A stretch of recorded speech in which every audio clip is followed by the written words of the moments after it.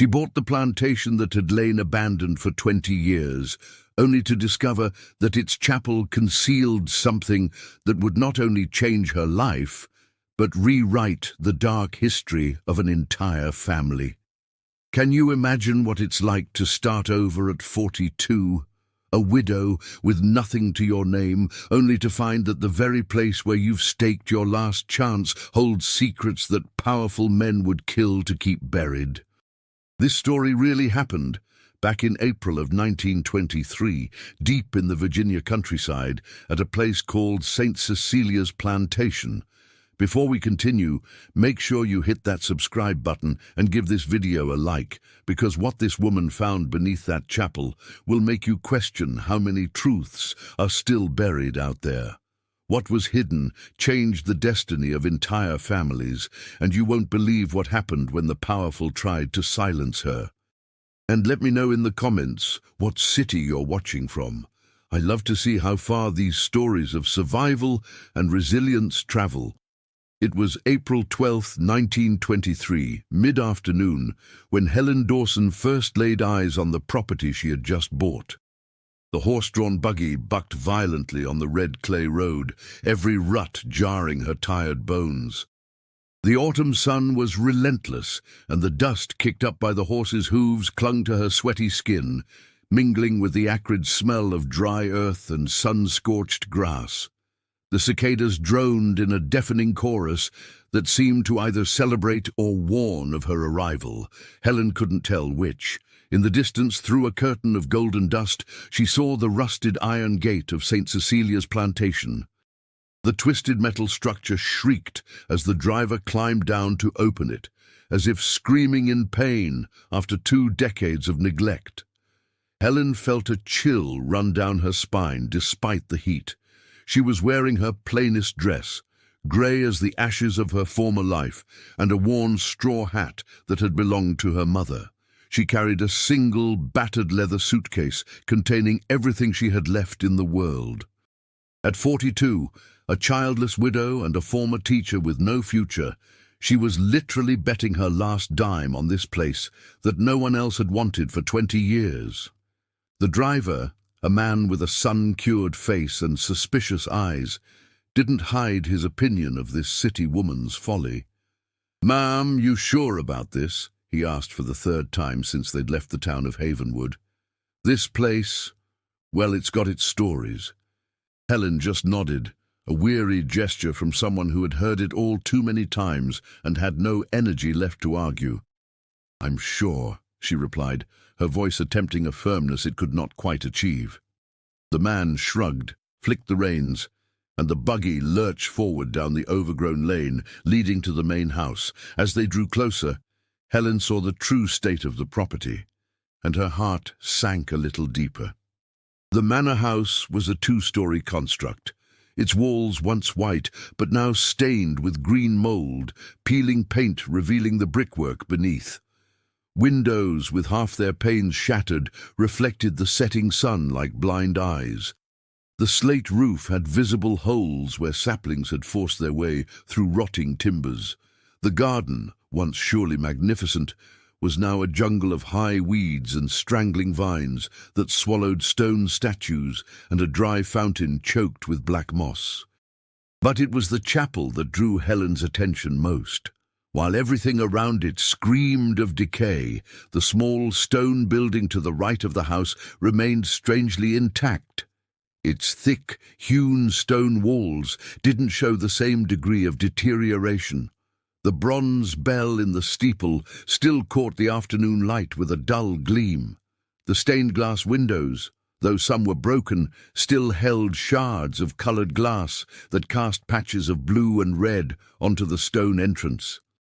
There was something unsettling about its preservation. It was as if time itself had chosen to devour everything but this. The driver followed her gaze and quickly made the sign of the cross, a nervous, automatic gesture. "You'll want to stay clear of that place," he muttered as he reined the horse to a stop before the house.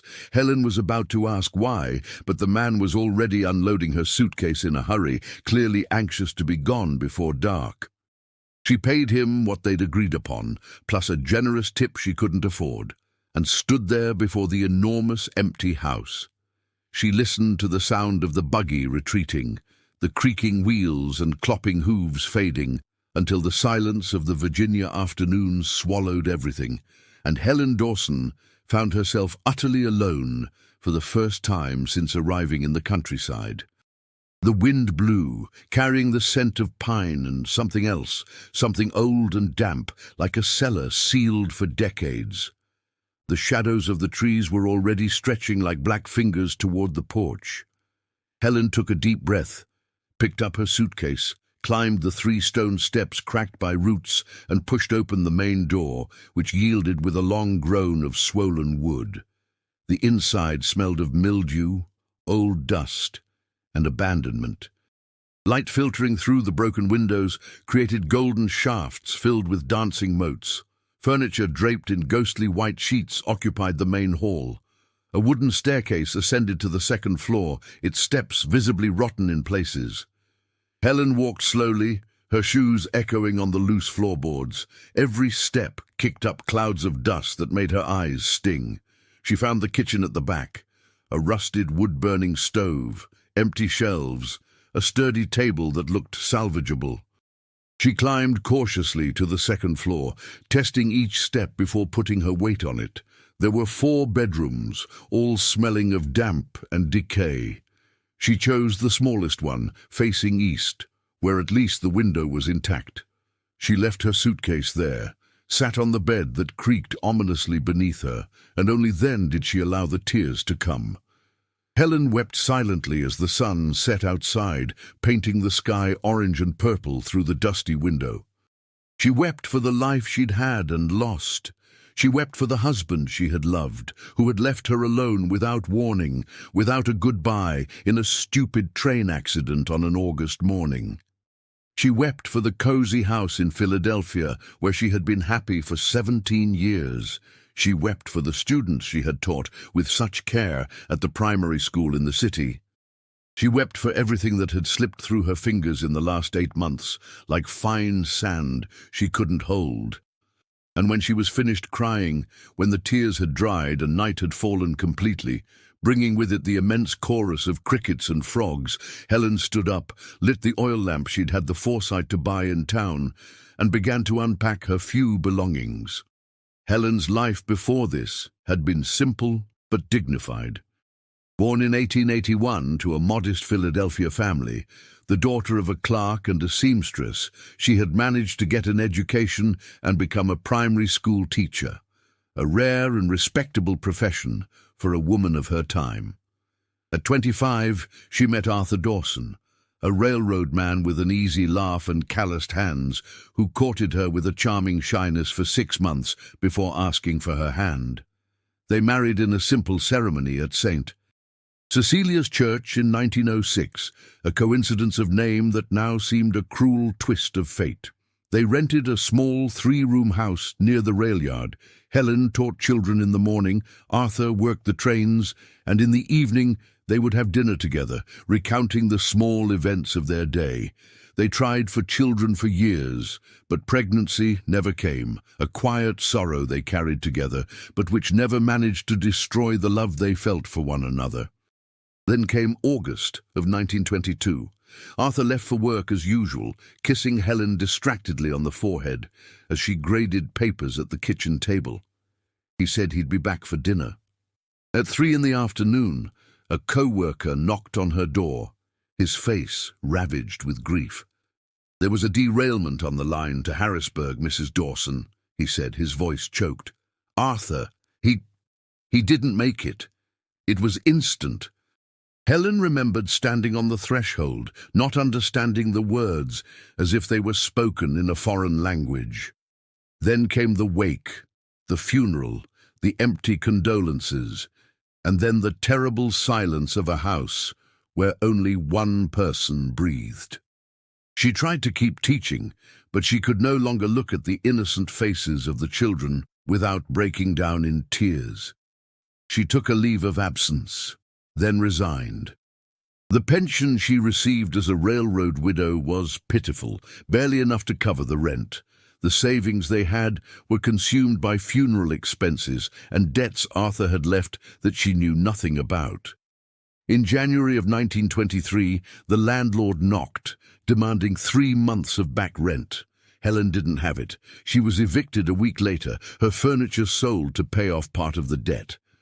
She stayed in a cheap boarding house for 2 months, eating once a day, watching her last savings evaporate. It was there, leafing through an old newspaper in the common room, that she saw the advertisement. St. Cecilia's Plantation, 450 acres, Virginia, judicial auction for lack of interested heirs, symbolic minimum bid. Helen had exactly that amount, a small inheritance from her mother she had saved for an emergency. It was madness. It was financial suicide. It was throwing her last coin into the last game. But what was the alternative? Become a dependent in the pitying household of a former student's family, beg on the streets, slowly starve to death in a miserable boarding house room. She took the streetcar to the county clerk's office, presented her documents, made the bid, and 3 weeks later was on a train with her one suitcase heading for the Virginia countryside to restart a life that seemed to have ended last August. The train journey lasted 2 days. Through the dusty window, Helen watched the landscapes change, Philadelphia shrinking behind her, mountains rising, fields opening up, tiny hamlets where the train would stop briefly, and vendors would offer coffee and biscuits through the windows. She ate little, slept less, thought too much. What on earth was she doing? A big city teacher heading to an abandoned plantation in the middle of nowhere. But what other choice did she have? The alternative was to give up, and Helen had discovered in the last few months that she was either too stubborn or too proud to simply stop breathing. If she was going to stay alive, she needed a place to live. St. Cecilia's Plantation was that place. It had to be. She arrived in the town of Havenwood on a rainy morning. The train station was little more than a tin roof over a wooden platform. The town had maybe 800 souls. A main street of packed dirt, lined with simple clapboard houses and modest shops. A white church with a stone steeple on a hill, and the ever-present smell of livestock, wet earth and wood smoke. Helen went to the clerk's office to confirm the deed, then to the general store to buy basic supplies: flour, beans, coffee, salt, sugar, a lamp, kerosene, matches, soap. The store owner, a portly man in a dirty apron with a curious gaze, asked where she was staying. "At St. Cecilia's Plantation," Helen replied. "I bought it at auction." The silence that followed was deafening. 2 women choosing fabric stopped and turned their heads. An old man sitting in the corner spat on the floor and made a sign of the cross. The store owner coughed uncomfortably and said he could arrange for a buggy to take her out there. It was while she was waiting for the buggy on the store's porch that an elderly woman approached her. She must have been in her 70s, thin as a reed, dressed in a shabby black dress with a scarf tied over her completely white hair. Her eyes were small but piercing, sizing Helen up from head to toe. "You're either brave or desperate, child," she said without preamble. Helen looked at her, unsure how to respond. The old woman continued. "My name is Amelia. Been living here 50 years. I know every story in this town, and that plantation, that one's got a heavy history." Helen felt a surge of irritation. If one more person mentioned curses or ghosts, she was going to scream.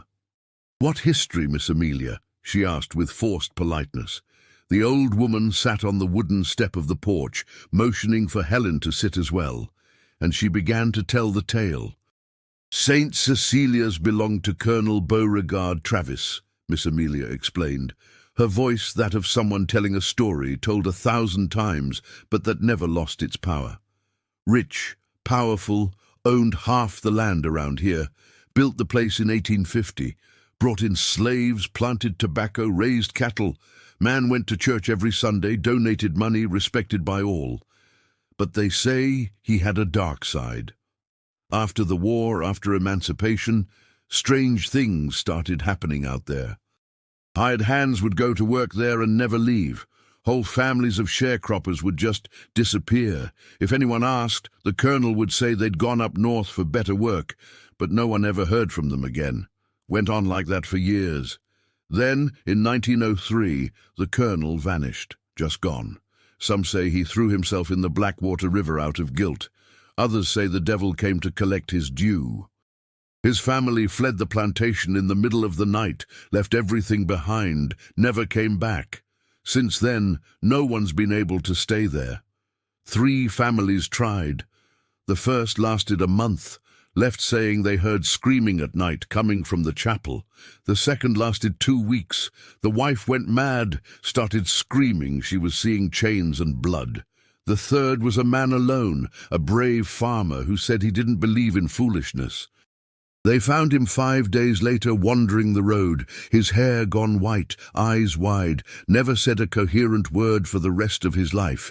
The plantation's been abandoned ever since, 20 years now, and now you're going to live there. Helen listened with a mixture of skepticism and growing fear. Country legends, she told herself, superstitions of simple folk.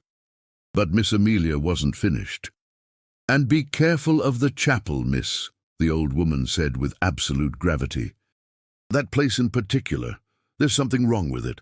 Father Eugene goes out there once a year to say a mass for the dead, but he goes alone.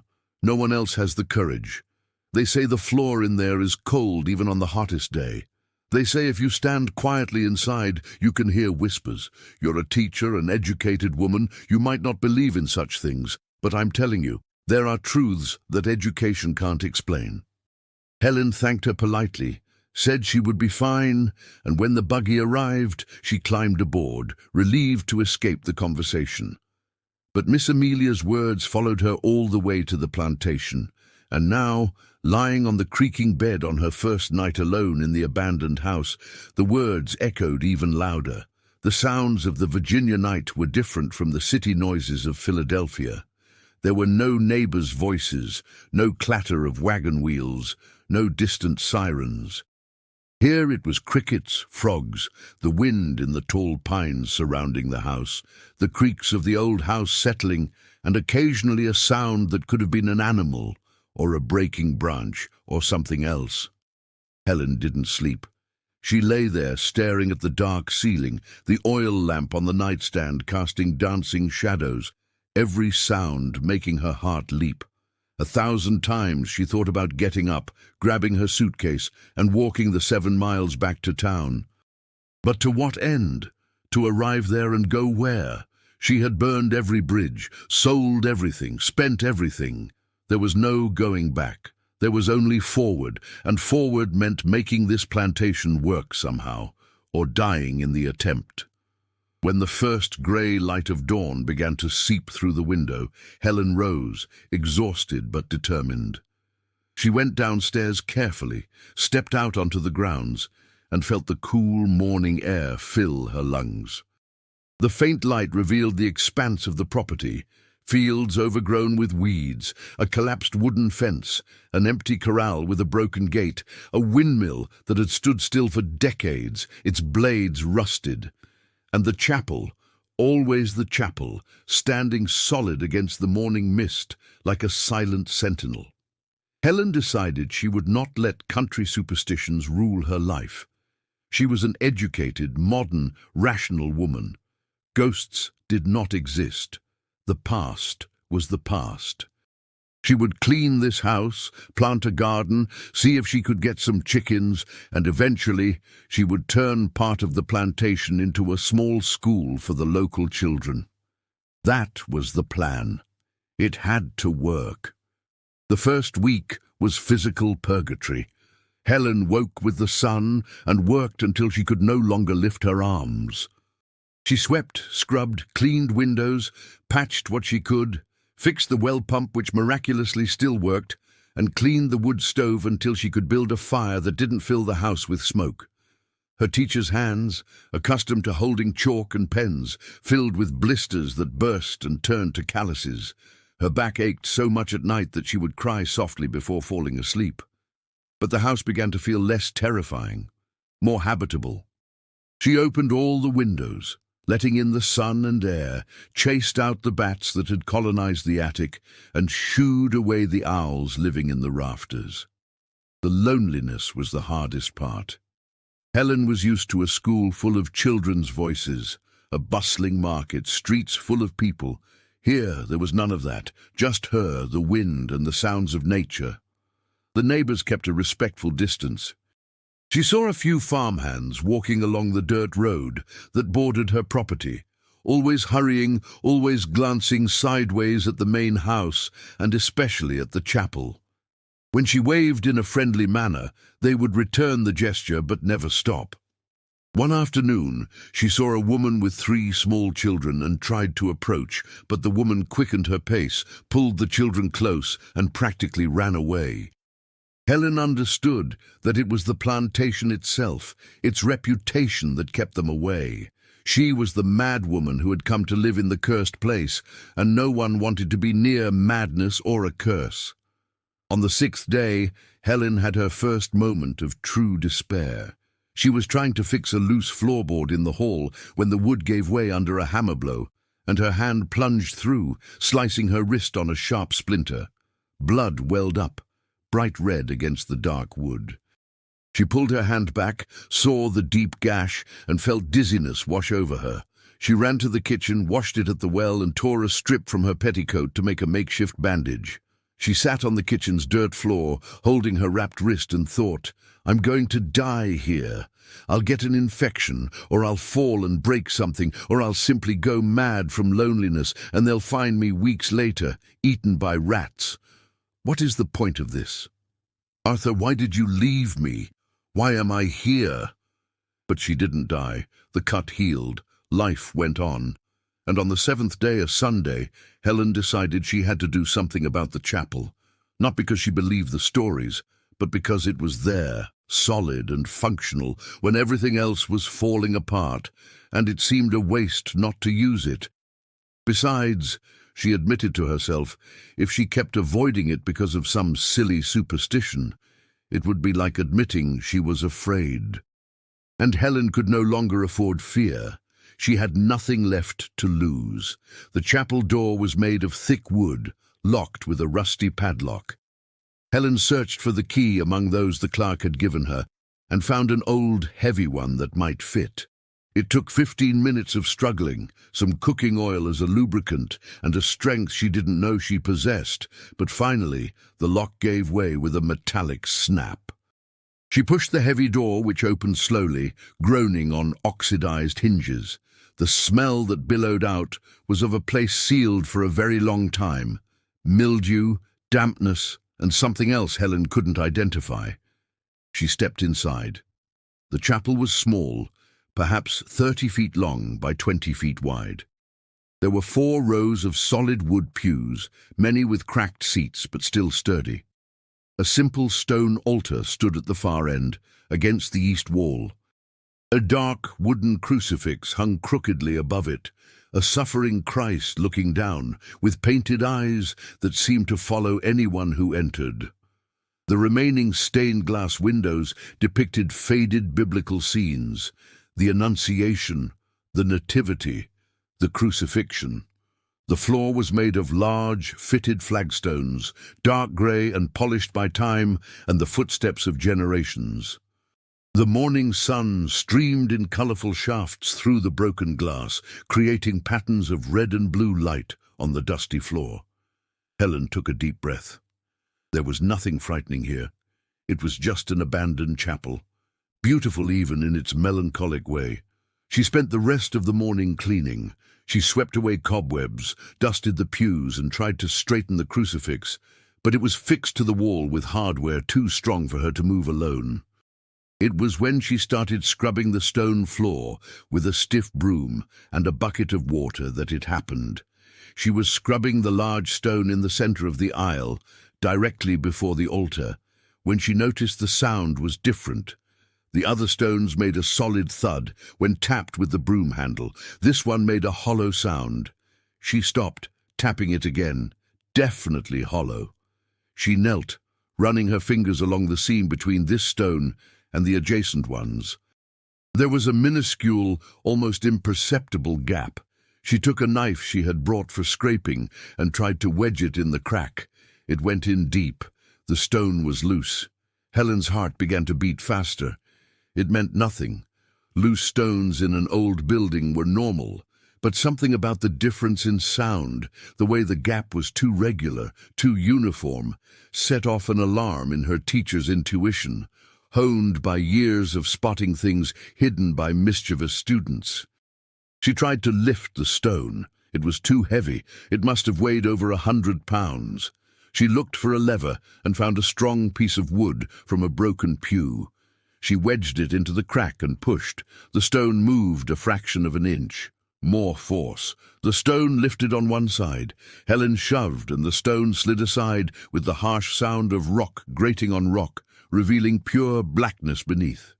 Helen grabbed the lamp she had left at the entrance, brought it closer, and held it over the opening. The weak light illuminated stone steps leading down. A staircase leading beneath the chapel. A crypt. The chapel had a crypt, and someone had sealed the entrance. Why? Helen felt the fear return, a cold dread climbing her spine. All the stories Miss Amelia had told, which she had dismissed as foolish superstitions, came back like a swarm of hornets. But alongside the fear was curiosity. The curiosity that had always been her nature, the reason she had become a teacher, because she wanted to understand things. And now there was a secret staircase leading to a sealed crypt, and she had to know why. She hesitated.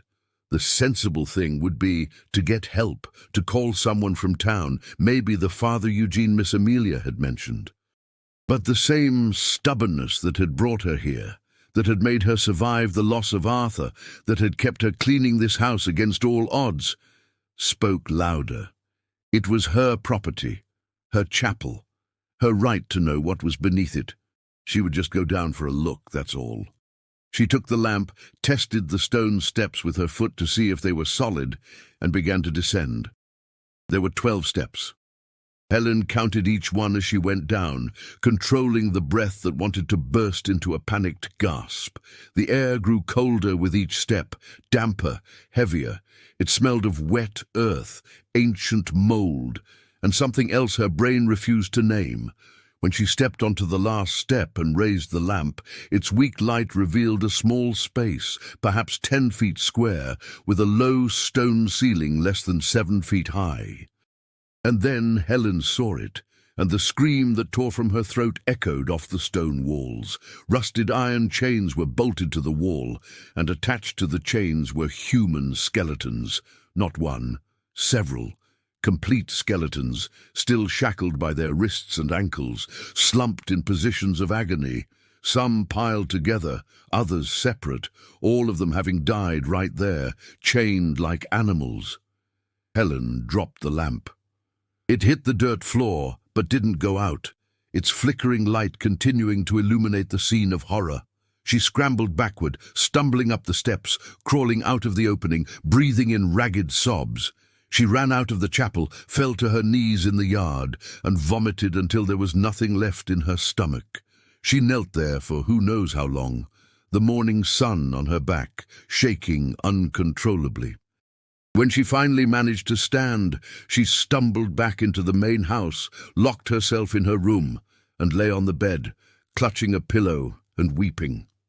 She wept from horror, from fear, from a renewed and bottomless despair. What kind of place had she bought? What true curse lay here? Those people, who were they? How had they died? Why?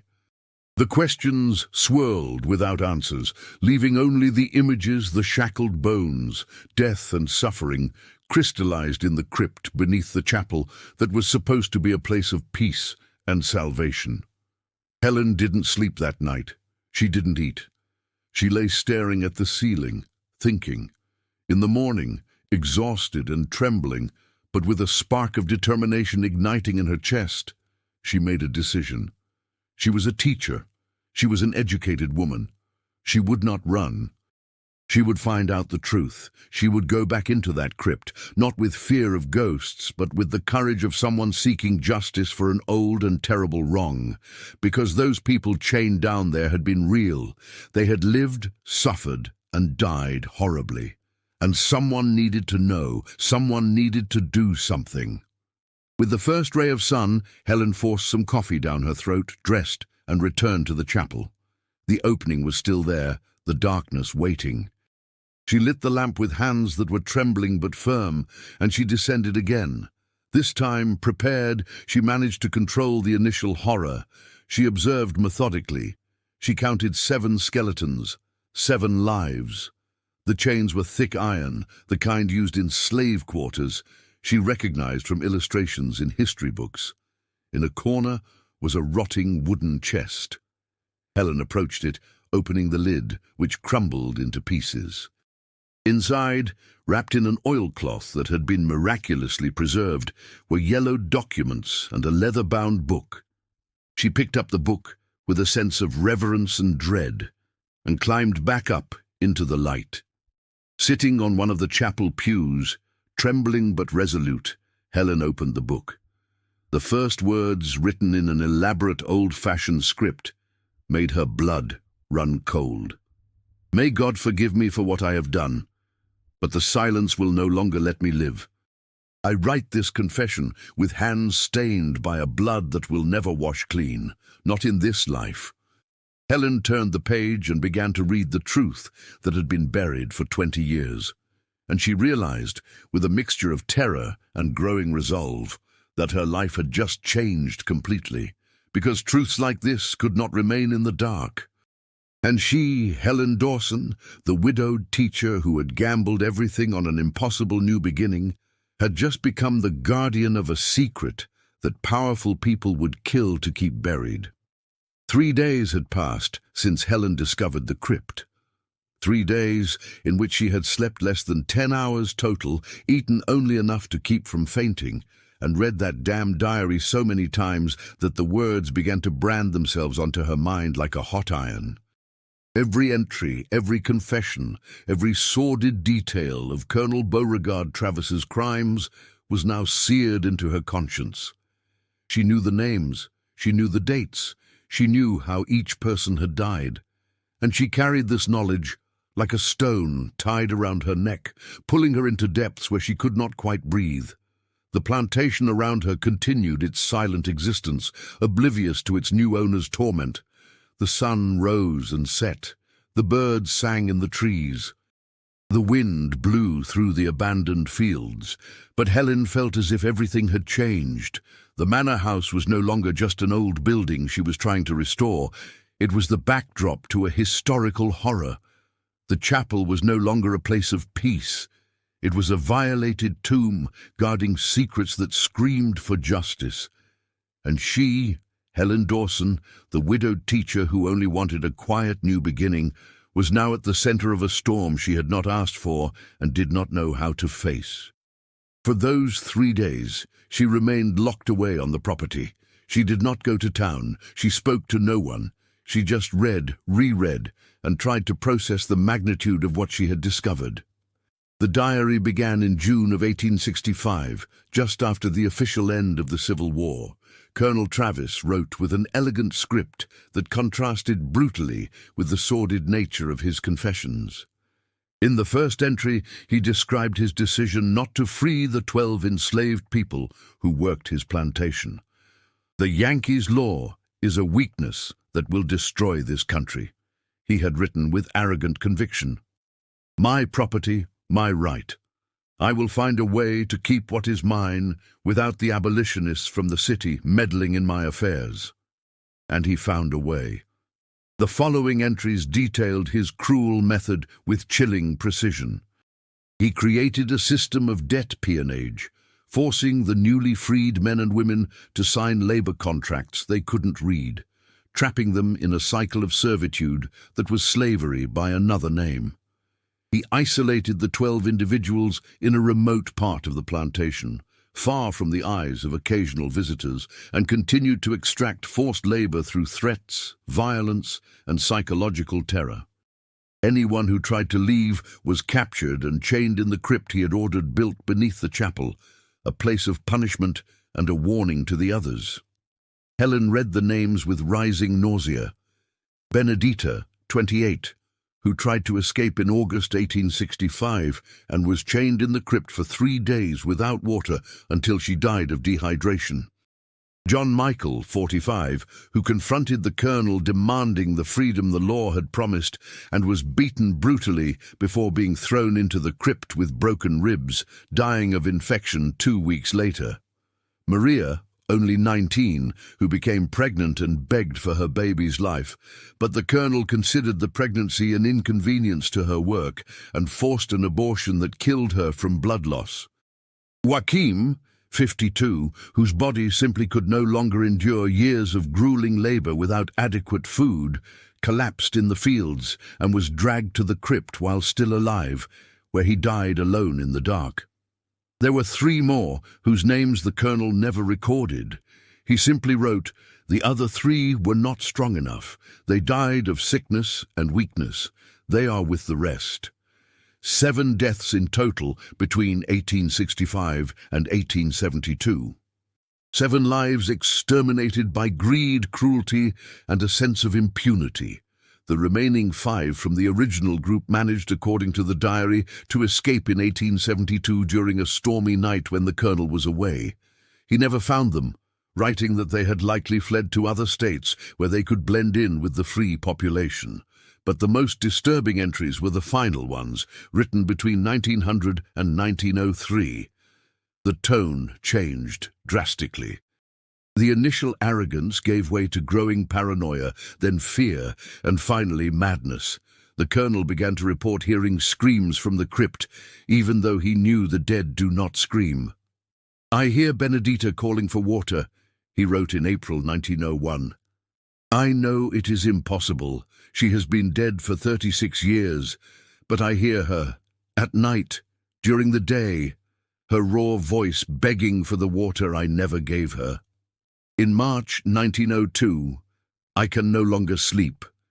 When I close my eyes, I see the 7 of them staring at me with the empty sockets of their skulls. I feel the weight of the chains as if it were my own hands that fastened them." And they were. The last entries, from January to March 1903, were nearly illegible, written with a trembling hand, words blurred as if he had wept while writing. "God is punishing me," he wrote. "There is no forgiveness for what I have done. There is no sleep, no peace. I see blood on my hands even after washing them 100 times. My family looks at me with fear. My children whisper that I am mad. Perhaps I am, but mad or sane, the dead will not leave me be." The final entry, dated March 18, 1903, was just 1 sentence. "Today I will return what I have taken. May God forgive me, for I cannot forgive myself." Along with the diary, Helen had found the forged labor contracts, documentary proof of his crimes. And she had also found something that made her heart race for an entirely different reason, a hand-drawn map by the colonel himself, showing the chapel's floor plan with specific markings on the walls. Beside it, numbers were written: 40 bars, gold I smuggled out of Richmond before the fall, hidden in the chapel walls, my payment of guilt.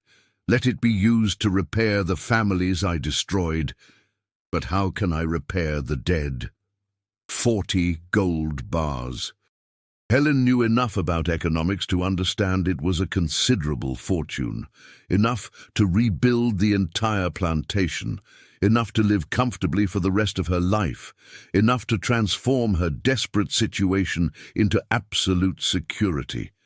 And it was right there, hidden in the walls of the chapel she now legally owned. No one knew, no one had to know. She could simply open the walls, take the gold, and solve all her problems. But there was always a but. That gold had been hidden by a man who had murdered 7 people.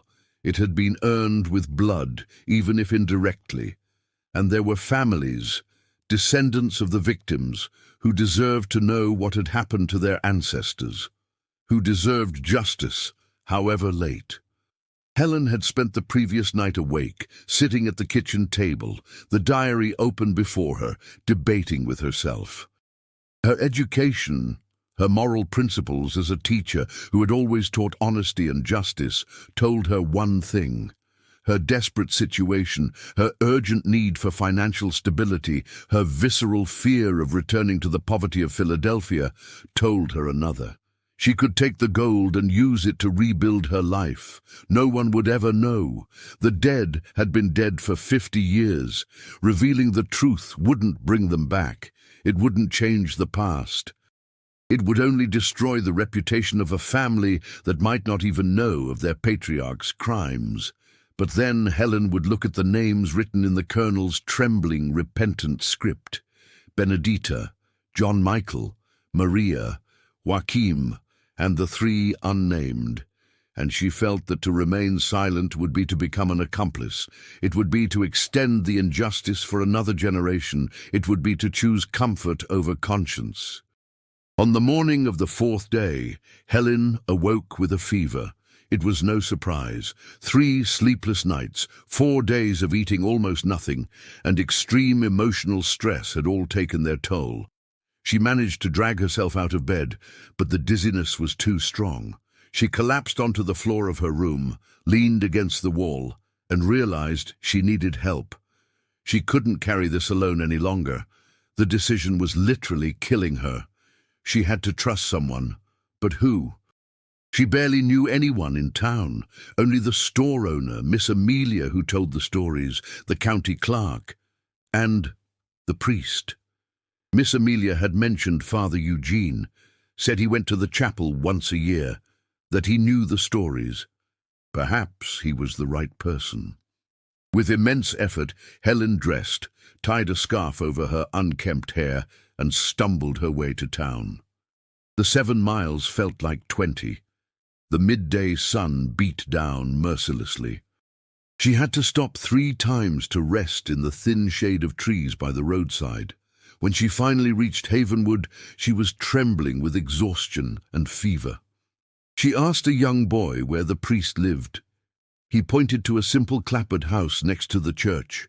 Helen knocked on the wooden door with a strength she didn't possess.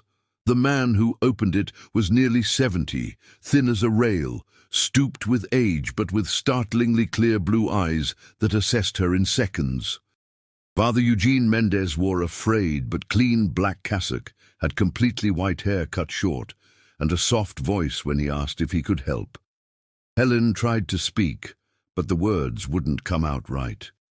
"I bought St. Cecilia's plantation," she managed to say before her legs gave out. The priest caught her with a surprising strength for such a frail man, helped her inside, sat her in a simple chair in his small but tidy parlor, and brought her water, which she drank in desperate gulps. "You're ill, my child," he said with genuine concern. "You need a doctor."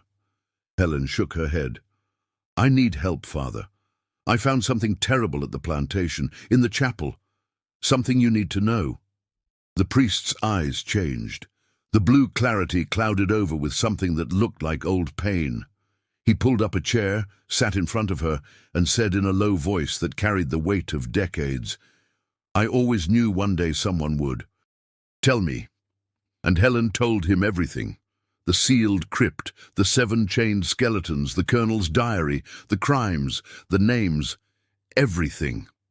The words poured out like her own confession, and Father Eugene listened in absolute silence, his face growing paler and paler, his trembling hands clutching the rosary he had taken from his pocket. When she finished, the silence in the small room was as heavy as lead. The priest stared at his own hands for what seemed an eternity. Finally he spoke, his voice laden with a remorse that had waited 20 years to be expressed. "I knew," he said, and each word seemed torn from an open wound. "Not everything, not the details, but I knew that Colonel Travis carried terrible sins. He came to me in confession 2 weeks before he disappeared, in March of 1903. He confessed to keeping people in illegal bondage. He confessed to the deaths.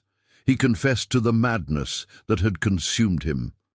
He begged for an absolution I could not give. He said he was going to take his own life, that he couldn't bear the screams of the dead any longer. I tried to dissuade him, but he left the church and never returned. 3 days later, his family fled the plantation in the middle of the night. They found his body 2 weeks later in the Blackwater River, bloated and unrecognizable. A suicide, everyone assumed. He was buried far away, without a Catholic service, because of the mortal sin. Helen listened, her heart aching. "And you never said anything?" The priest closed his eyes. "The seal of the confessional, my child. It is a sacred vow. I cannot reveal what is said in confession under penalty of excommunication and eternal damnation. I have carried this weight for 20 years. I prayed for the souls of those people. I went to the chapel once a year to try and bring them some peace, even without knowing exactly where they were. But I could not speak. I could not act. I was a coward hiding behind my vow. And now God has given me a chance to do what I should have done 2 decades ago." Helen saw tears streaming down the priest's wrinkled face. She felt a mix of compassion and anger. He knew. He may not have had the details, but he knew. And he did nothing. But wasn't she about to do the same? Wasn't taking the gold and keeping quiet the very same thing? "There's more, Father," Helen said. "I found a map. The colonel hid 40 gold bars in the chapel walls. He left a note saying it should be used for reparations." Father Eugene's eyes flew open, genuine surprise cutting through his grief. "Gold?" Helen nodded. "A considerable fortune. And now I don't know what to do. I could use it for myself, to rebuild my life. Or I could report everything, expose the crimes, search for the victims' descendants. But if I do that, I'll attract attention. And I'm sure the colonel's family won't like that." The priest nodded slowly, processing. "The Travis family," he said thoughtfully. "They still exist. The colonel's eldest son, Augustus, died 10 years ago. But his grandson, Orville Travis, is a lawyer in Richmond, a powerful, well-connected man. He's visited the town a few times over the years, always asking about the plantation, always a little too interested. I always suspected he knew something. If you expose these crimes, he will react, and it will not be friendly." Helen felt fear tighten its grip on her stomach. "But are there any descendants of the victims?" The priest was quiet, thinking. Then he nodded. "Josephine. She's 73, lives as a tenant on the Mendez plantation, 5 miles from here. She's the granddaughter of Benedita, the first one the colonel killed. Her family was driven off St. Cecilia's, and the story was spread they'd gone north, but they stayed in the area, living as they could. Josephine always said her grandmother disappeared, that they never knew what happened. They believed the story that Benedita had run away alone somewhere, and now you tell me she died chained like an animal." Helen swallowed hard. "She needs to know." The priest agreed. "She does. But this will open old wounds. It will bring pain along with the truth. Are you prepared for that?" Helen thought of Arthur. She remembered when she learned of his death, how the truth hurt more than 1,000 comforting lies ever could have. But she had needed the truth. Everyone needs the truth eventually. It's the only thing that allows you to truly move forward. "I'm prepared," she said with a conviction that surprised even herself. "But I need help. I can't do this alone." Father Eugene reached out his wrinkled hand, took Helen's with a surprising firmness, and said with a voice that had regained the strength age was trying to steal, "You will have my help, my child. This is the redemption I have been praying for 20 years. I will not waste it." 2 days passed in careful preparation. Helen stayed at the priest's modest house, recovering from her fever with herbal teas he brewed and chicken soup a charitable neighbor brought over. Father Eugene used the time to locate Josephine and her son, Ben, and arrange a discreet meeting. He explained the situation in general terms, without revealing the horrific details, only that the new owner of St. Cecilia's plantation had discovered information about Benedita's disappearance in 1865. Josephine, as the priest later recounted to Helen, was silent for a long time when she heard, then simply nodded and said she would come. The meeting was set for Saturday afternoon at St. Cecilia's itself. Helen returned that morning, cleaned the main house a little more, brewed fresh coffee, and set the parlor table with a clean cloth. She was more nervous than she had ever been, even when defending her teaching certificate before the board.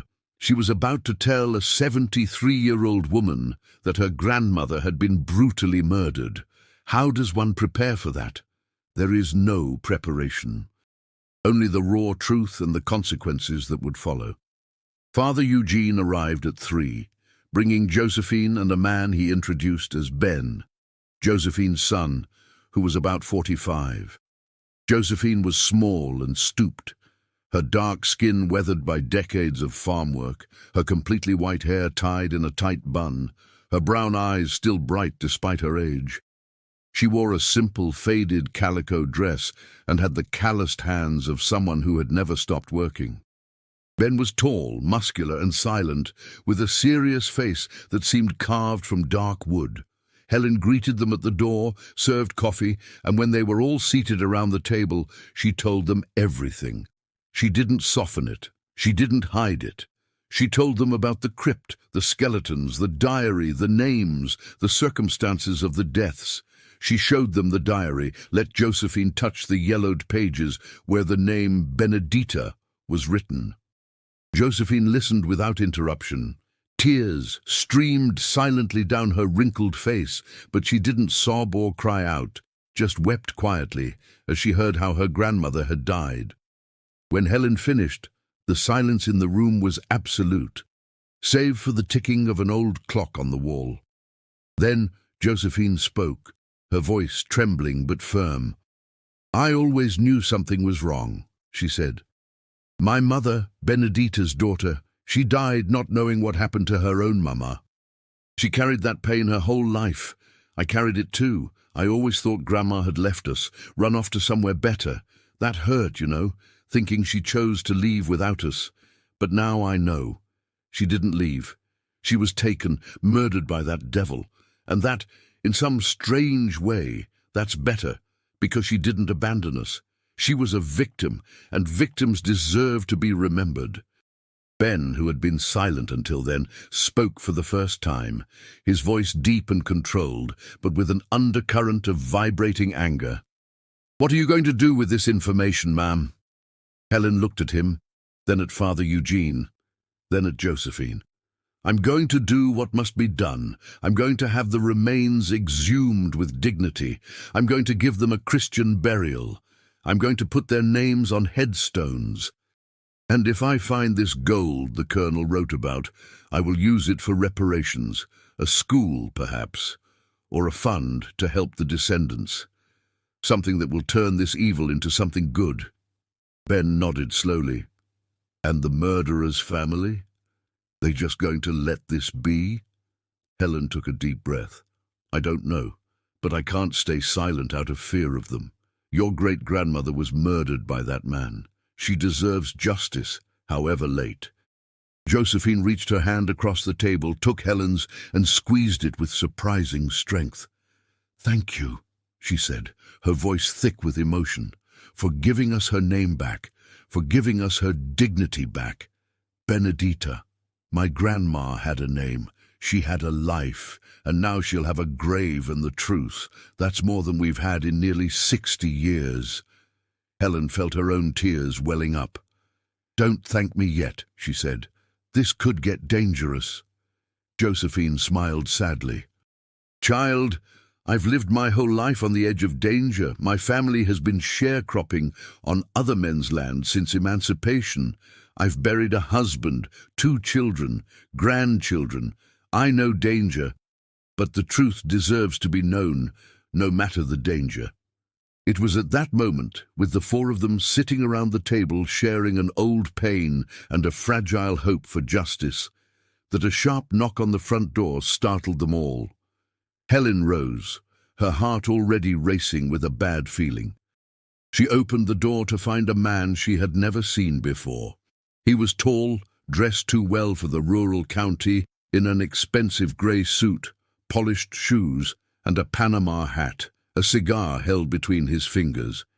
He had a handsome, aristocratic face, a neatly trimmed moustache and dark eyes that appraised Helen with a mixture of condescension and something more predatory. "Mrs. Helen Dawson, I presume," he said, his polite voice clashing with the predatory intensity in his gaze. "My name is Orville Travis. I'm an attorney, and I believe we need to discuss this property you've purchased. If you're enjoying this story, please leave a like and share it with someone who needs to believe that the truth always finds its way to the light." Helen felt her blood run cold. Orville Travis, the colonel's grandson. Father Eugene had warned her, but she hadn't expected him to show up so quickly. How did he know she was looking into things? The man smiled as if he'd read her thoughts. "Small towns, Mrs. Dawson. Everyone knows everything. I heard you've been taking a keen interest in the chapel, asking questions, reading old things. I thought it prudent to pay a visit." He glanced over Helen's shoulder, saw the others at the table, and his smile tightened. "Father Eugene, it's been a while, and these good people must be tenants from the area. What an interesting gathering." Helen blocked the doorway with her body. "You were not invited." Orville gave a short, humorless laugh. "I don't require an invitation, ma'am. I have a legitimate interest in this property. It belonged to my family. It was taken from us under unjust circumstances. I've come to offer to buy it back at a generous price, double what you paid at auction." Helen felt anger replacing her fear. "It's not for sale." Orville's smile vanished. "Ma'am," he said, his voice still polite but gaining a steel edge, "you don't understand what you're meddling in. This property has old legal issues, documents that could be contested. It could be found that the sale was irregular. You could lose everything you've invested. It would be far wiser to accept my generous offer and avoid expensive and stressful legal troubles." Helen understood perfectly. It was a veiled threat. He knew or suspected that she had found something, and he was trying to either buy her off or intimidate her. She lifted her chin. "I appreciate the offer, Mr. Travis, but I'm keeping my property. Now, if you'll excuse me, I have guests." Orville stood there for a few seconds that felt like minutes, his eyes locked on hers, weighing her.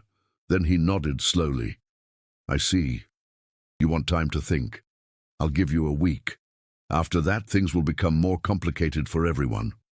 He turned, walked to an elegant buggy where a driver waited, climbed in without hurry and left, leaving a trail of red dust and a threat hanging in the air like the smoke from his cigar.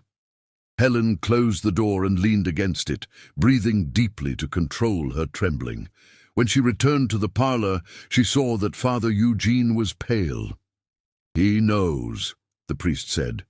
"I don't know how, but he knows you found something, and he won't let it go."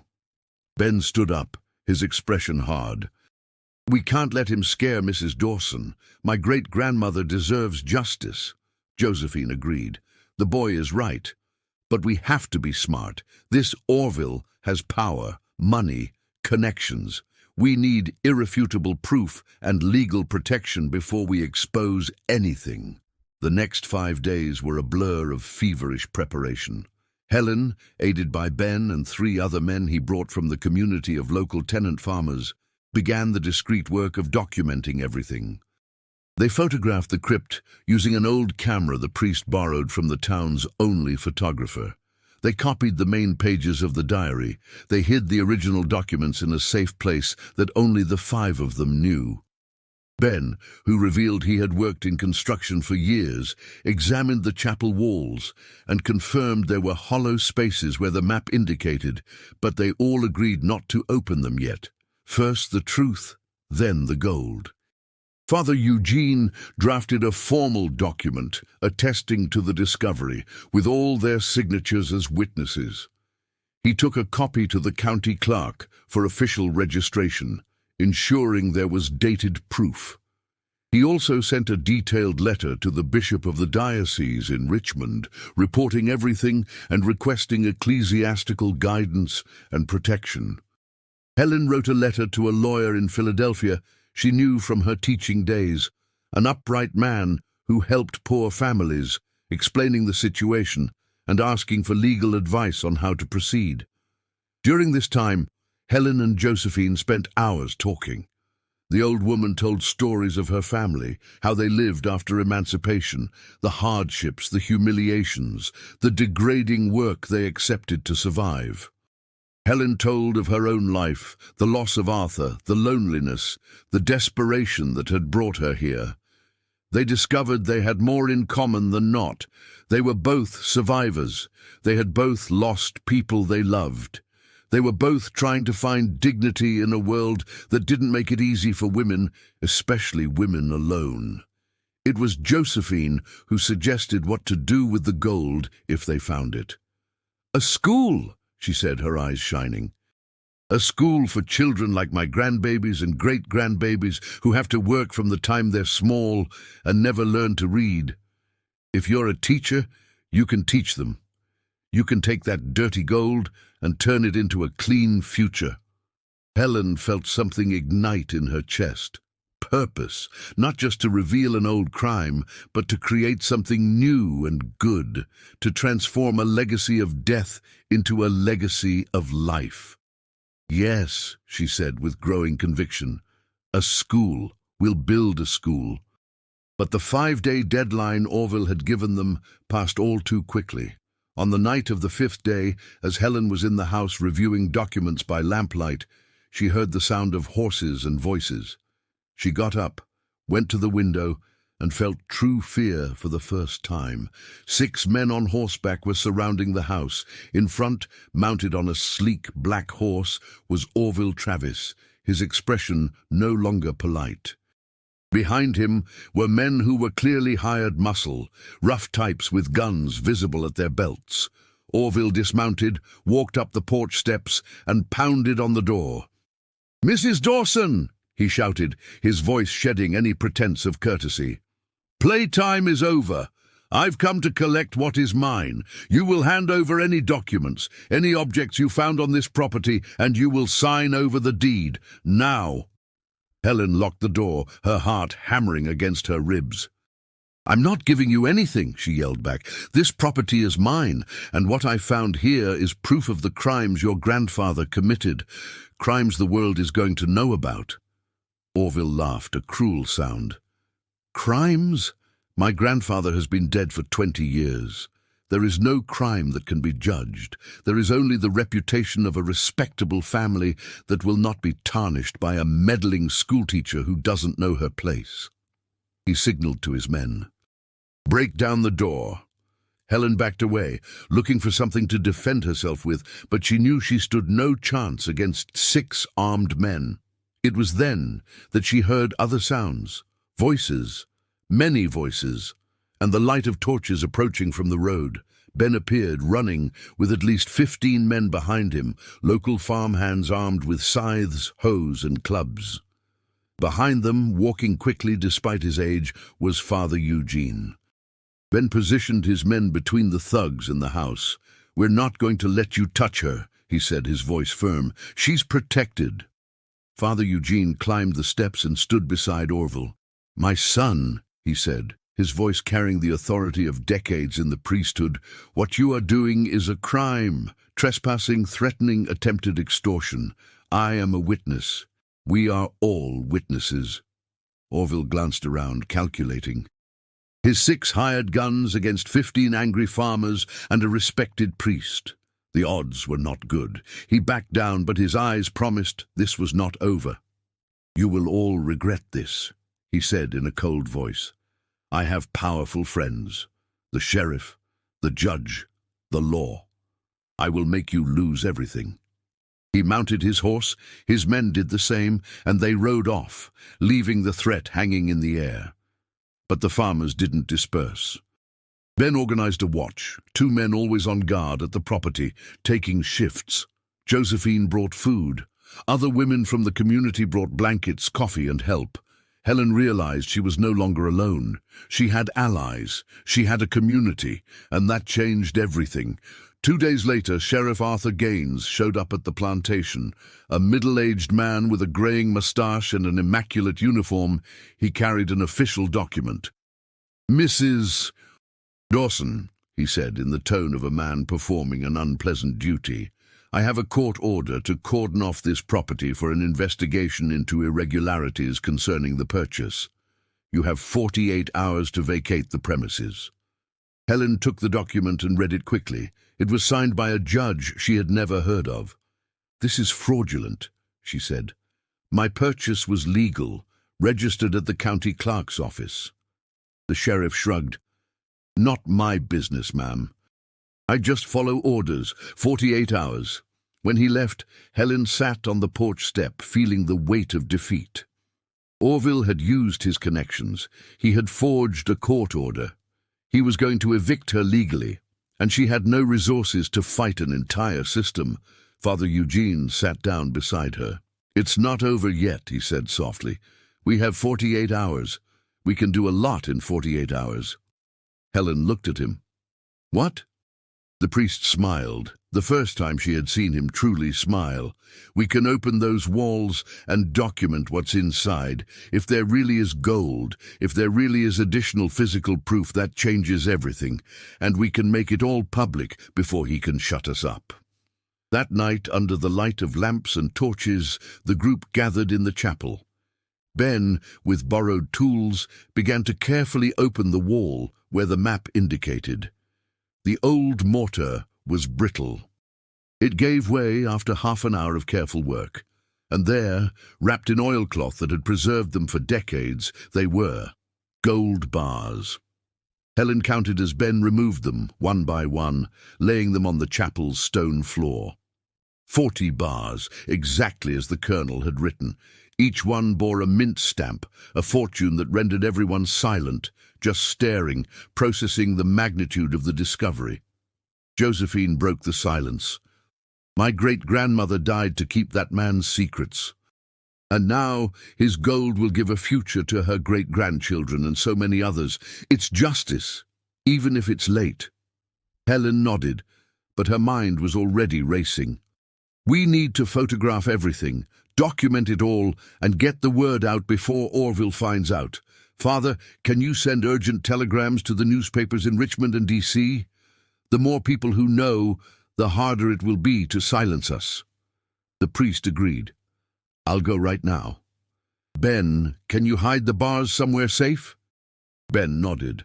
"I know a cave in the woods no one can find. I'll take them tonight." The group worked until dawn. They photographed the bars, the documents, the crypt again. Father Eugene went to town in the dead of night and sent 5 telegrams to different newspapers and church authorities. Ben and 2 other men took the gold, hidden in flour sacks, to a secret location in the woods. Helen wrote a complete account of everything, made 3 copies, left one with the priest, one with Josephine, and kept one for herself. When the sun rose, they were exhausted but ready. And it was at that exact moment, as the first ray of sunlight hit the chapel's stained glass, that Orville Travis arrived again. But this time, he was not alone.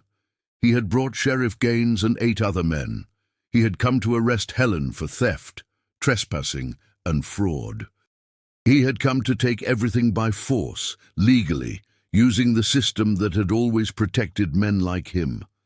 Helen stood in the yard, flanked by Ben, Josephine, Father Eugene, and the farmers who had remained.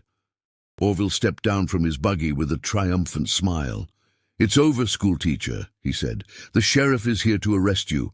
The plantation will be returned to me, and any lies you've spread about my family will be recanted and punished." Helen took a deep breath and spoke, her voice steady. "Mr. Travis, everything I have said about your grandfather is documented truth. The proof is registered at the clerk's office, photographed, witnessed, and has been copied to multiple authorities and newspapers. The world already knows. You can't silence it anymore." Orville's face went white. "Lies," Helen continued, "and as for the gold your grandfather hid, it is in a safe place where your filthy hands will never touch it. It will be used exactly as he wished in his last moment of conscience, to repair the evil he did." Father Eugene stepped forward, his voice thundering with an authority that made even the sheriff flinch. "Sheriff Gaines," he said, looking directly at the lawman, "are you really going to be an accomplice to covering up multiple murders? Are you truly going to stain your name protecting a criminal? I have been the priest in this town for 45 years. I knew your father. I baptized your children. And I say to you now in front of everyone, if you arrest this innocent woman, if you help this man hide his family's bloody crimes, you will have to answer not only to the law, but to God, and to your own conscience for the rest of your life." The silence that followed was absolute. The sheriff looked from the priest to Helen, to Orville, to the farmers surrounding them. A visible conflict played out on his face. He was a man of the system, used to obeying those with power, but he was also a man who had grown up in this town, who had a reputation, a family, dignity, and the priest had just laid out a clear choice: complicity or conscience. Sheriff Gaines shoved the arrest warrant into his pocket, looked at Orville and said in a weary voice, "Mr. Travis, I think you'd best be leaving. I'm not arresting anyone today." Orville exploded. "You can't do this! I have a warrant!" The sheriff cut him off. "A fraudulent warrant signed by a judge who doesn't even exist in this district. Do you think I'm a fool? I checked. You tried to use me to commit a crime. Now get out of here before I arrest you for attempting to bribe an officer." Orville stood frozen, his face red with impotent rage, realizing he had lost. The farmers began to close in, a tightening circle. He backed away, climbed into his buggy, and looked at Helen with pure hatred. "You will regret this," he whispered. Helen met his gaze without fear. "I've regretted many things in my life, but doing the right thing won't be one of them." Orville left at a gallop, red dust rising behind the buggy like a cloud of defeat. And for the first time since she had arrived at this plantation, Helen Dawson truly smiled. The weeks following Orville Travis's retreat were a whirlwind of transformation that Helen could never have imagined. The news of the discovery at St. Cecilia's plantation spread like wildfire. The telegrams Father Eugene sent reached the major newspapers in Richmond and Washington, D.C., and reporters descended on Havenwood. The story had all the elements of a press sensation: a hidden fortune, historical crimes, a corrupt elite, and justice long delayed. Within 2 weeks, articles appeared in 3 major periodicals, with lurid headlines that made Helen cringe, but served the vital purpose of spreading the truth where Orville could no longer erase it. The bishop of the diocese sent a special emissary to personally examine the crypt and the documents. A serious man in a black cassock and round spectacles, he spent 2 days at the plantation, read every page of the diary, examined the skeletons with a doctor he brought with him, and photographed everything again with professional equipment. When he was finished, he held a solemn mass in the chapel for the first time in 20 years, attended by over 200 people from the town and surrounding farms. During that mass, he officially declared that the church acknowledged the crimes committed, asked for forgiveness for its historical silence, and pledged to support the process of reparation. Helen wept through the entire ceremony, an emotion born not just from the solemnity of the moment, but from the realization that she had truly managed to make a difference. But Orville Travis had not given up. Unable to use brute force or legal intimidation after his public defeat, he tried another tactic: destroying Helen's reputation. He hired unscrupulous journalists to publish articles insinuating that she had fabricated the entire story to steal the Travis family's property and gold. He spread rumors in the capital that Helen was a grifter taking advantage of an old tragedy to enrich herself. He had lawyer friends file lawsuits challenging the legality of the plantation's sale, trying to drag Helen into a costly and exhausting legal battle she had no resources to fight. Helen faced each attack with the dignity she had learned through pain. She gave detailed interviews to the reputable newspapers, showing her evidence, presenting her witnesses. Father Eugene used his Sunday sermons to defend the truth, and his moral authority in the region was too powerful to be ignored. Josephine, with a courage that defied her 73 years, gave a public deposition about her family's history, humanizing the victims that Orville was trying to keep as mere abstractions. And Ben organized a petition among the tenant farmers of the entire region, hundreds of signatures from simple but honorable people supporting Helen, a document that was delivered personally to the judge overseeing the lawsuits. The battle raged for 6 tense weeks. There were moments when Helen wanted to give up, especially when she received an anonymous letter containing a veiled threat on her life. But whenever despair crept in, she remembered the 7 skeletons in the crypt. She remembered Benedita, who had died begging for water that never came. She remembered Maria, who had lost her child and her own life to one man's greed. She remembered that this was no longer just about her. It was about a justice that transcended generations. The turning point came from an unexpected direction. One of the investigative journalists discovered that Orville Travis was implicated in other suspicious cases of document fraud and land misappropriation in Richmond. He published a devastating expose that revealed a pattern of criminal behavior. Orville's reputation, which he had fought so hard to protect by attacking Helen, collapsed in a public spectacle. His own clients began to abandon him. The State Bar Association opened disciplinary proceedings, and suddenly he no longer had the power to persecute a widowed schoolteacher in the Virginia countryside. The lawsuits were withdrawn, the threats ceased, and on a foggy June morning, 2 months after the initial discovery, Orville himself appeared at St. Cecilia's plantation. He came alone, without his thugs or his lawyers, just him on a rented horse. Helen met him on the porch, Ben at her side as a precaution, but the man who dismounted was not the same one who had left in a fury weeks before. He was thinner, his eyes were sunken, his suit was rumpled. He was defeated in every sense of the word. He stood in the yard, looking first at the chapel, then at Helen. "I came to apologize," he said, his voice stripped of its former arrogance. "Not for the threats, though I should apologize for those too, but for trying to bury the truth again. My grandfather was a monster. I knew it, I always knew. My father told me pieces of it on his deathbed, a guilty confession he'd carried his whole life. And I chose to protect the family name instead of doing what was right. I chose the gold I thought was my inheritance over the dignity of the people he murdered. I was a coward." Helen listened in silence. She didn't interrupt. She let him speak, because she realized he needed to.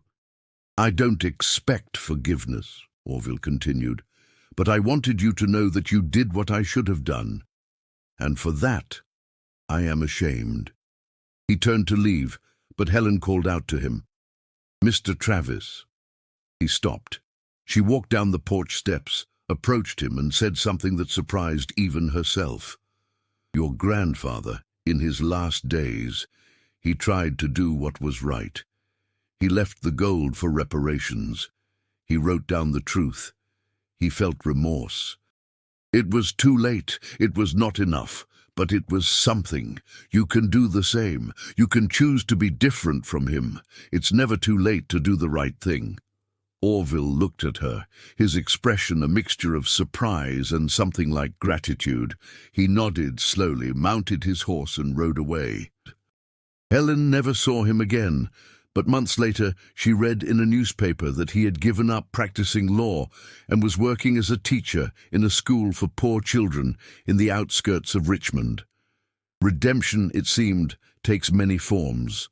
With the legal threats gone, Helen could finally focus on what truly mattered, bringing justice to the victims and creating something good from a cursed legacy. The first task was a proper exhumation of the remains. The bishop authorized it and sent a priest specializing in funeral rites to conduct the process with the utmost dignity. For 3 days, a careful team removed every bone, every fragment, with the reverence of an archaeologist and the tenderness of one burying a loved one.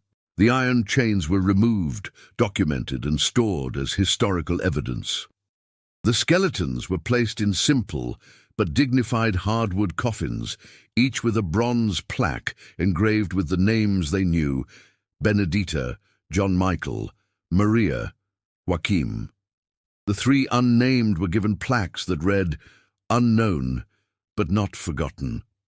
The burial took place on a July afternoon, under a clear sky, a gentle breeze carrying the scent of earth and wildflowers. The cemetery in Havenwood had never seen such a crowd.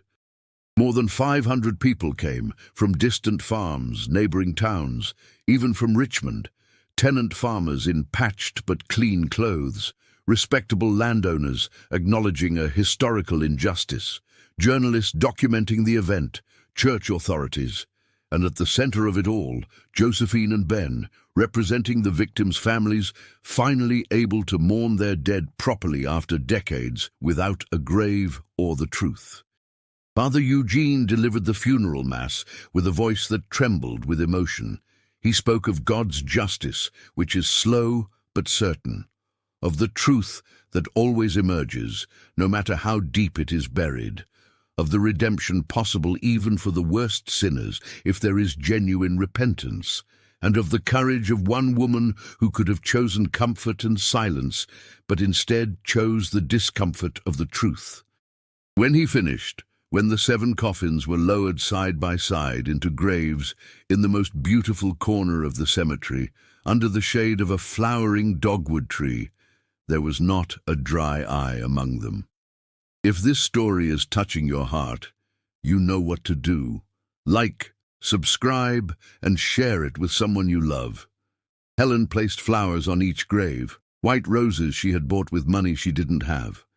Josephine knelt before Benedita's grave, laid her hands on the freshly turned earth, and whispered words no one else could hear, but which carried the weight of generations.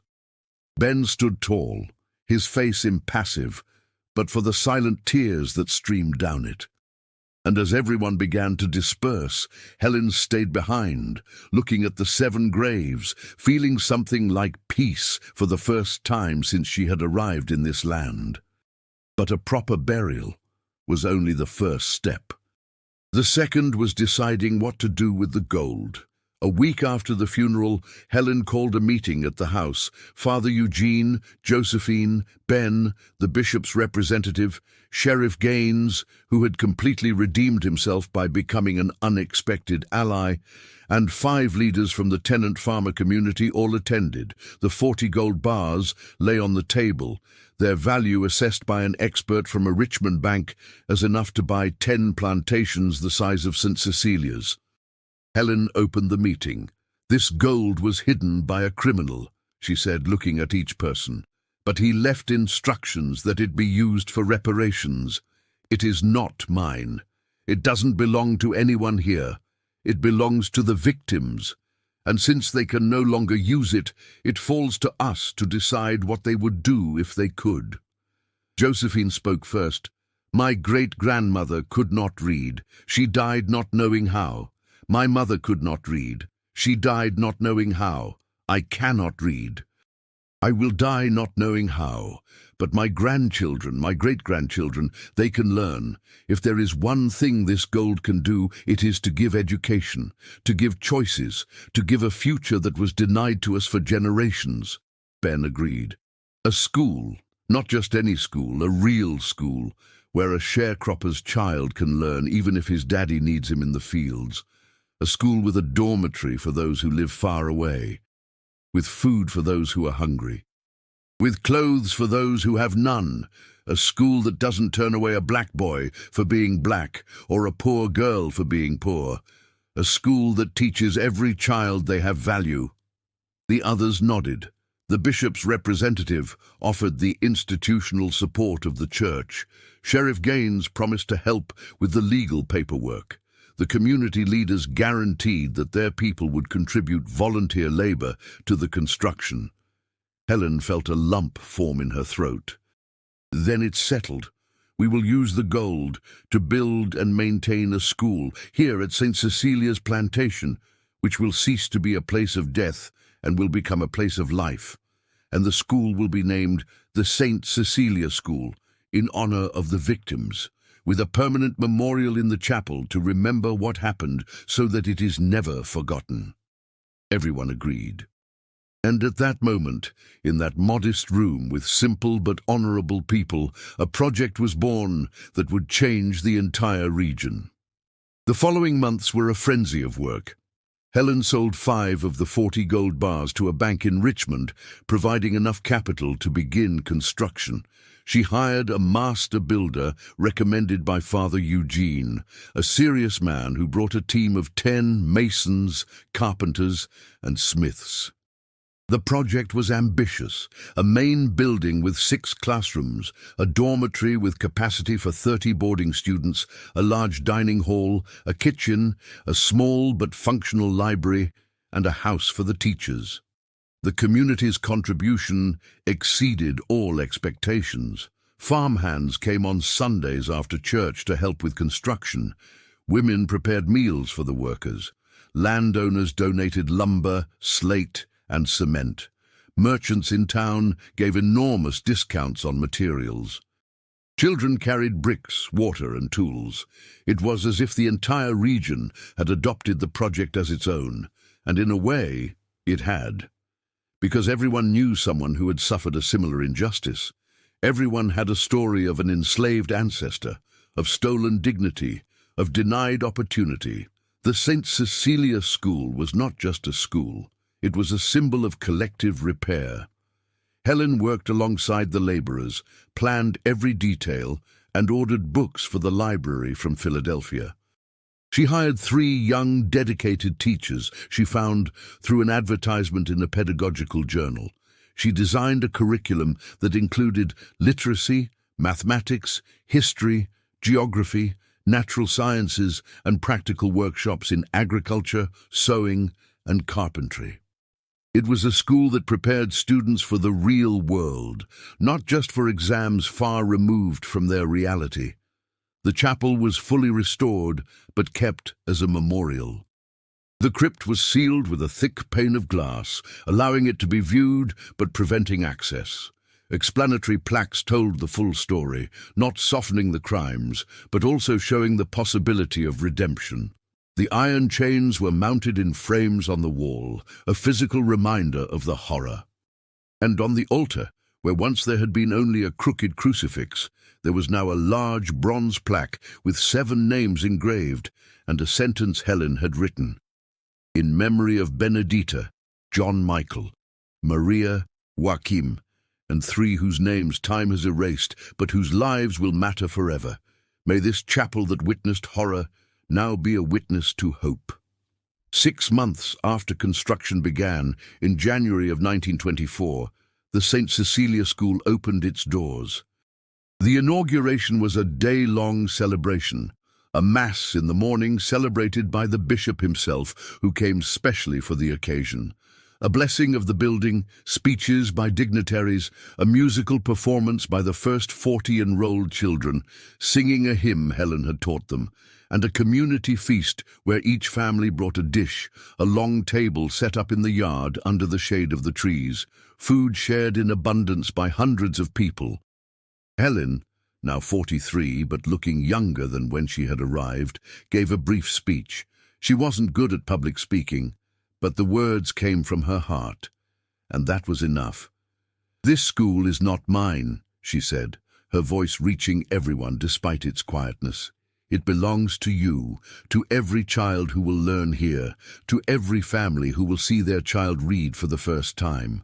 It belongs to Benedita, John Michael, Maria, Joachim, and the others who died without a choice. Now their lives have a new meaning. Every child who learns to read here is a victory over injustice. Every dream that is born here is a defeat of cruelty. And every future we build here is proof that evil never gets the last word. The applause was deafening. Josephine, sitting in the front row, was weeping openly. Ben held his mother's hand, a rare smile illuminating his usually serious face.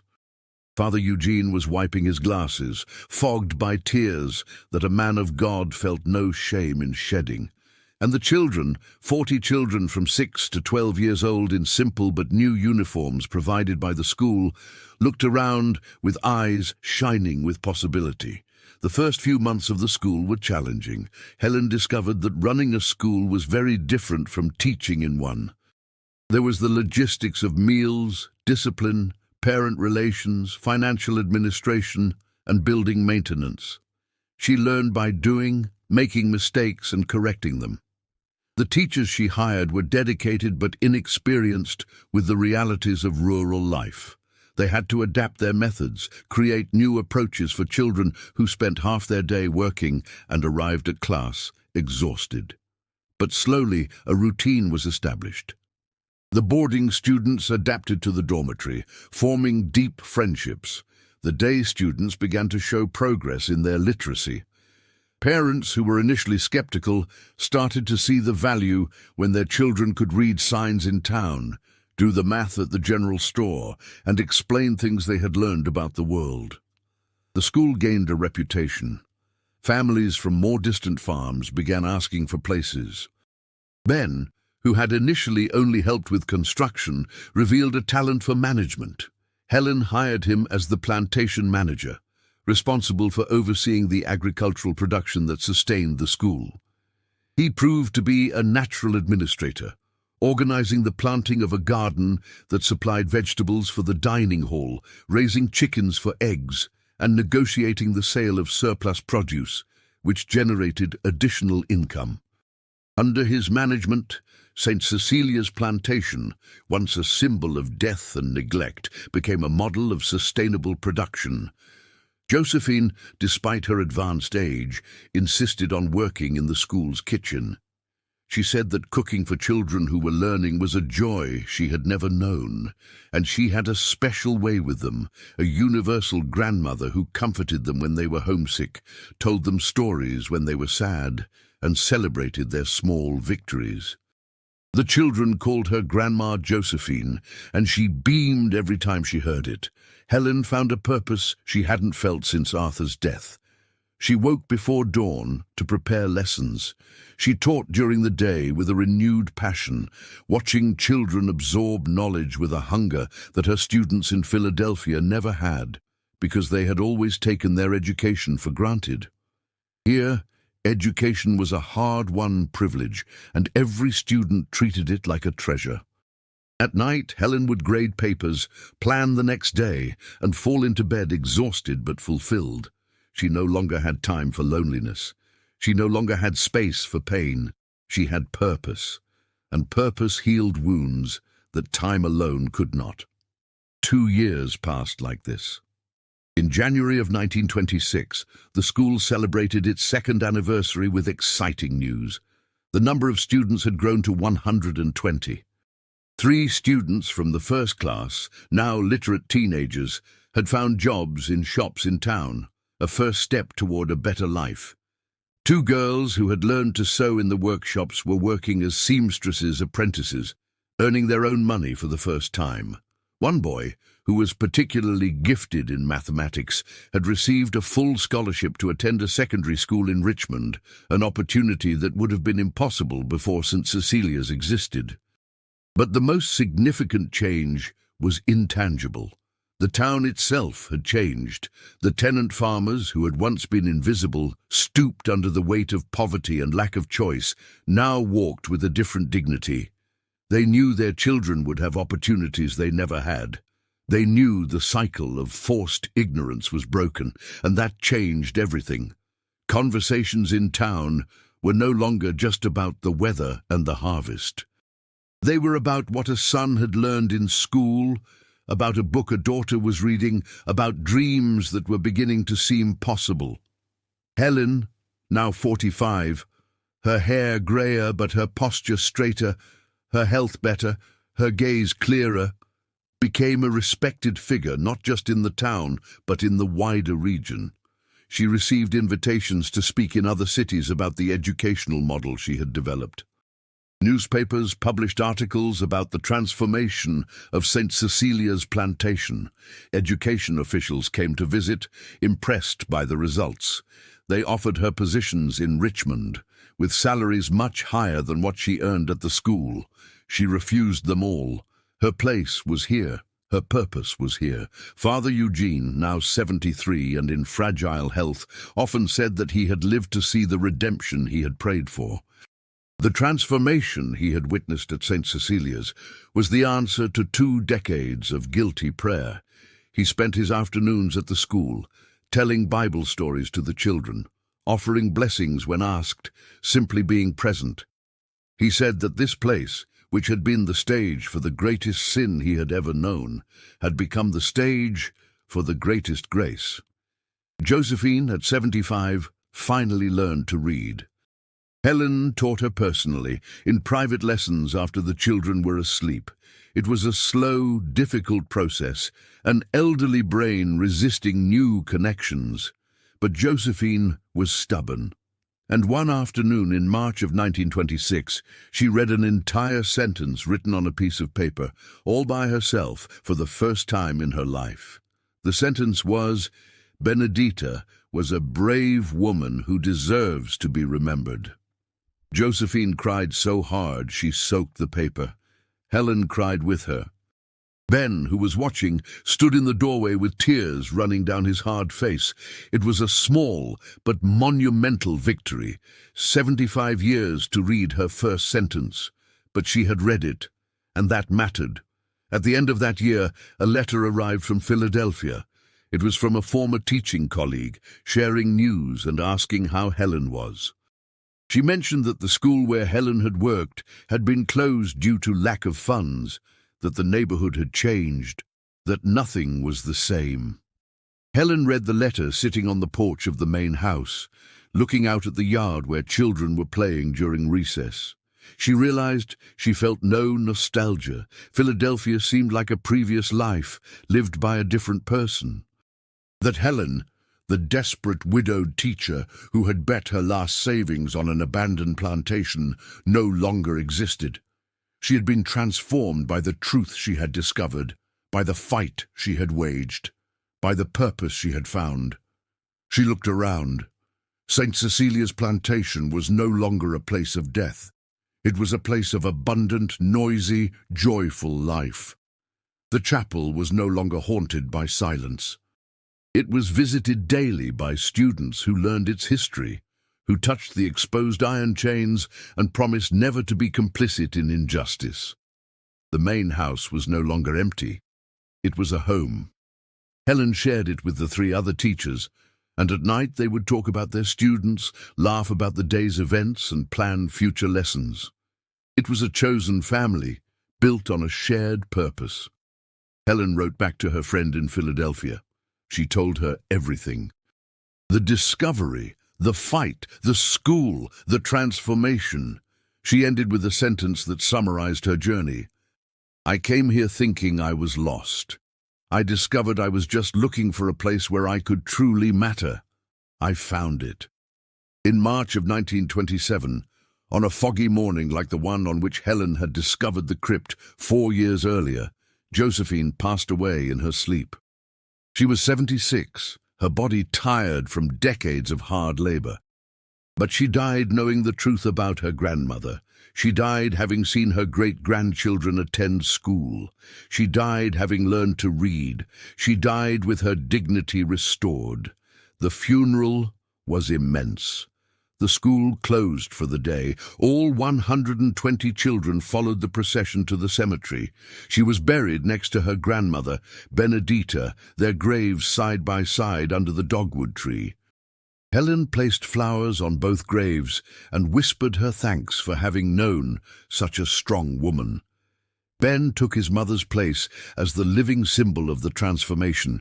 He continued to manage the plantation with growing efficiency. He married one of the teachers, a serious and dedicated young woman who taught natural sciences. They had a son, whom they named Eugene, in honor of the priest.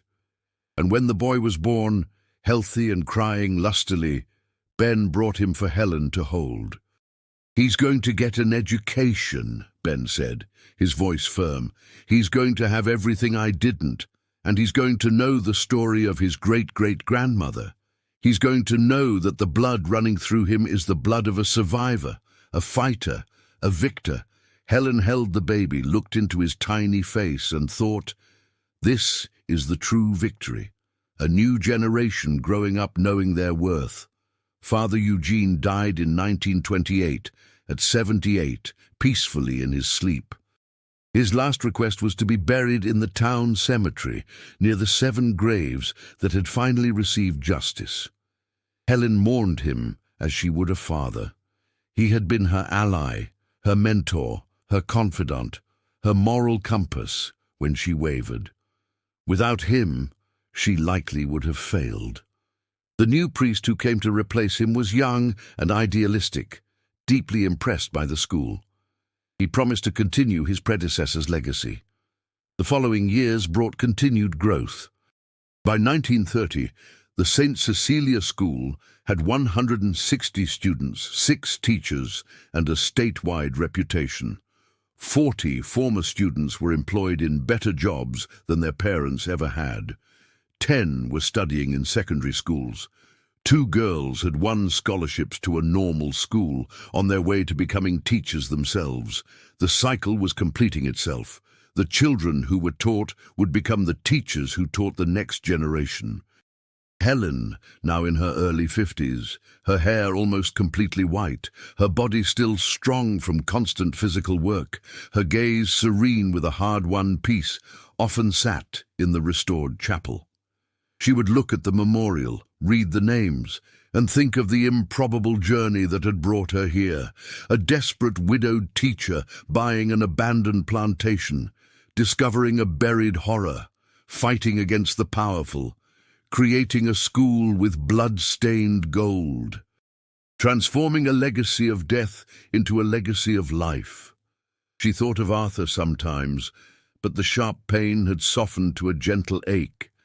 She felt he would approve of what she had done, that he would be proud of the courage she had found within herself when all seemed lost. She thought of her own transformation. She had arrived here broken, invisible, and afraid. She had become strong, respected, and brave. Not by choice initially, but out of a necessity that revealed a character she never knew she possessed. One autumn afternoon in 1932, 10 years after buying the plantation, Helen was teaching grammar to a 3rd-grade class when an 8-year-old boy raised his hand. "Yes, Joachim," she said, using his name. The boy asked, "Teacher, is it true this place used to be cursed?" Helen smiled, that serene smile she had learned over the years. She sat on the edge of her desk and looked at each of the children. "I'm going to tell you a true story," she said. "A story about how places aren't cursed. They just carry the weight of bad things that happened in them. And a story about how we can turn even the darkest places into places of light if we have the courage to face the truth and do what's right." She told them a version of the story adapted for children. She spoke of people who suffered injustice, of buried secrets, of the choice between staying quiet and speaking the truth, of using something bad to create something good. The children listened, fascinated. When she finished, a 9-year-old girl named Benedita, Ben's daughter, and the original Benedita's great-great-granddaughter, said, "So you saved this place." Helen shook her head. I didn't save it alone. A lot of people helped. Father Eugene, Grandma Josephine, your grandfather Ben, the farmers, and the people who died here, they helped too. Because their truth, when it finally came to light, showed us all why justice matters. The girl nodded, processing this. Then she asked, "When I grow up, can I be a teacher like you?" Helen felt emotion tighten her throat. "Yes, you can, my child. And when you are, you will teach other children, and that is how the transformation continues." That night, Helen wrote in a diary she had started after creating the school. The entry was simple but profound. 10 years today since I bought this plantation. I came here thinking I was restarting my life. I didn't know I was starting the lives of hundreds of children. I didn't know I was ending a story of injustice and beginning a story of redemption. I didn't know I would discover that purpose is the only thing that truly cures loneliness. Arthur, wherever you are, I hope you see this. I hope you know that your lost widow found her way, and that the way, though different from anything we ever imagined, was worth every tear, every fight, every moment of fear. Because in the end, it doesn't matter where we begin. It matters where we end, and what we leave behind. The years continued to pass. In 1935, the St. Cecilia School celebrated its 13th anniversary with an extraordinary milestone. Its first former student graduated as a teacher and returned to teach at the school herself.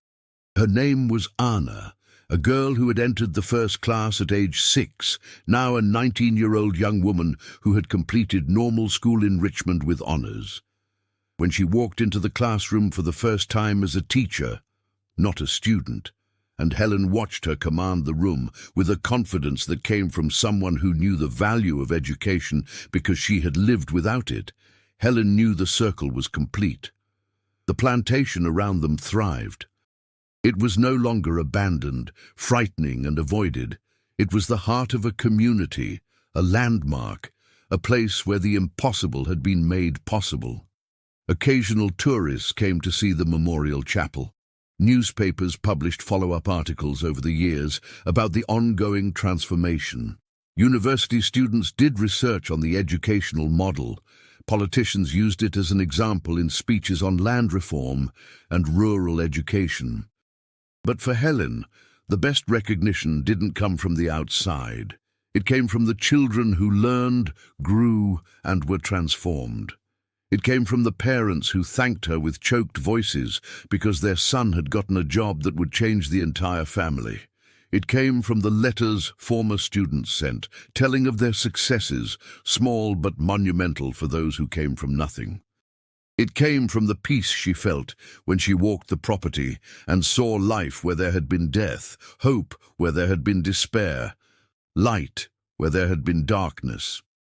On a winter afternoon in 1938, Helen sat alone in the chapel, looking at the memorial she had visited at least once a week for 15 years.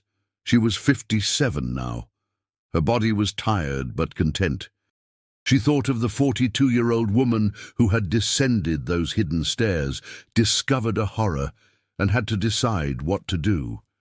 She thought of all the choices she had made since then. Every one of them could have been different. She could have sealed the crypt, taken the gold, stayed quiet. She could have sold the plantation to Orville. She could have given up when the threats intensified. But she hadn't. She had chosen the truth. She had chosen justice. She had chosen the difficult path that transforms over the easy one that condemns. And those choices, she realized, had defined not only her life, but the lives of hundreds. They had determined that children would be educated, that workers would have dignity, that the dead would have justice, that a community would have hope. One person, one choice at a time, can change an entire world. Maybe not the whole world, but someone's world.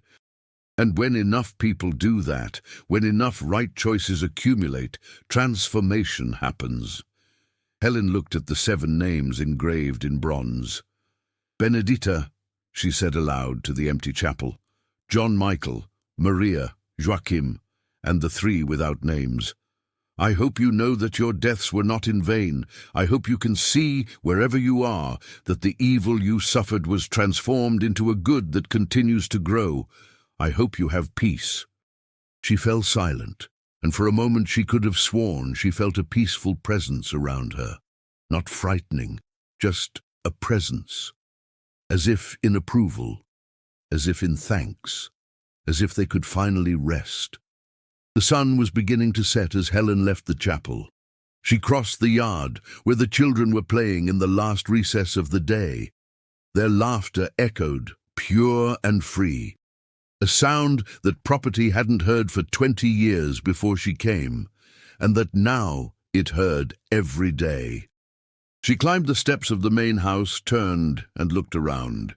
Cultivated fields, well-maintained buildings, happy children, a thriving community, all of it built on a painful truth she had had the courage to unearth. And Helen Dawson, the widowed teacher who had bet everything on an impossible new beginning and discovered that impossible is just a word we use before we try, smiled. She smiled because she was at peace. She smiled because she had purpose. She smiled because she had turned pain into power, tragedy into triumph, and death into life, and she smiled because she knew with absolute certainty that when her own time came, she would leave behind a legacy that mattered, not a legacy of gold or property, but a legacy of transformed lives, created futures, and justice finally served. The sun set in a golden blaze over St. Cecilia's plantation, painting the sky orange and purple, striking the restored stained glass windows of the chapel, and creating a rainbow of light across the memorial. The children ran home, their cheerful voices calling goodbyes until tomorrow. Ben was locking the corral gate. Anna, the former student now a teacher, was organizing books in the library. And Helen stood on the porch, watching it all, knowing she had been part of something larger than herself, something that would continue long after she was gone. Because she had planted seeds, and seeds, when planted in good soil, watered with truth and cultivated with love, grow into trees that bear fruit for generations to come.